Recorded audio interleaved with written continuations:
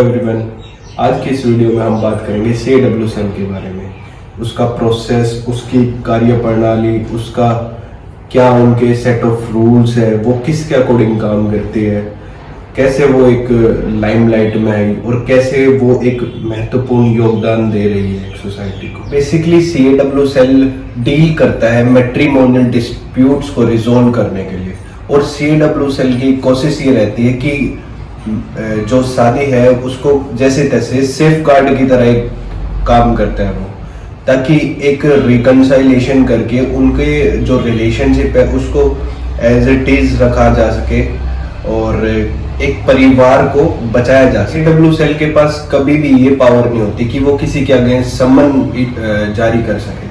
हालांकि CAW cell की जो रिकंसिलेशन पीरियड है उसमें जो वो काउंसलिंग होती है वो अटेंड करना एक हस्बैंड के लिए फायदेमंद है। CAW सेल में हम RTI के थ्रू ये भी पता कर सकते हैं कि हमारे अगेंस्ट किस चीज की कंप्लेंट फाइल हुई है।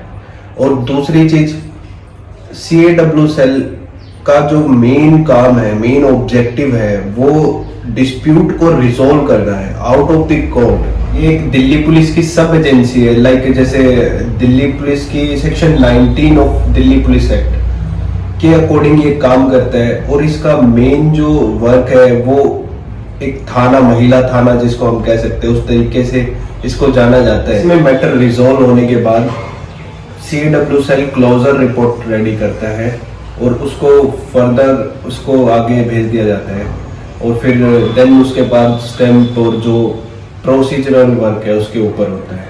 अगर मैटर रिजोल्व नहीं होता किसी कारण बस, तो उसको कंप्लेन को फॉरवर्ड कर दिया जाता है बाय लॉन्च एन FIR।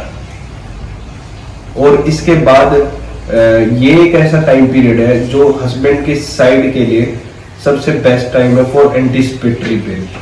ये बात ध्यान रखे, CAW सेल का जो मेन पर्पस है वो किसी डिस्प्यूट को बढ़ाना नहीं है, कम है। लेकिन सोसाइटी में CAW सेल की इमेज ऐसी है कि वो एक वुमेन के फेवर में ज्यादा काम करते हैं, लेकिन सच्चाई ऐसा नहीं है।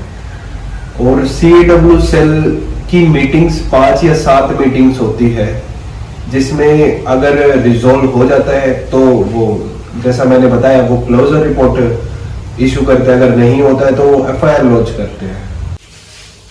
During the time period of counselling, अगर कोई लड़की की फैमिली वाला या लड़के के फैमिली वाला अगर उसको किसी भी तरीके से इंस्टिगेट करते हैं तो उसके ऊपर पूरे तरीके से CAW सेल के पास राइट है कि वो इमीडिएट एक्शन ले। एंड इसके अलावा ये CAW सेल DCW 1994 एक्ट के अकॉर्डिंग काम करता है।